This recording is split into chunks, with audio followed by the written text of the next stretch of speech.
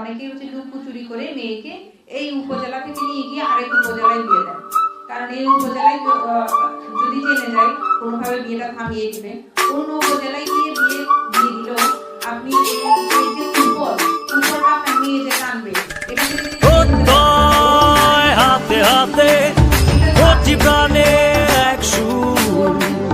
ছিলাম থাকবো সাথে চলো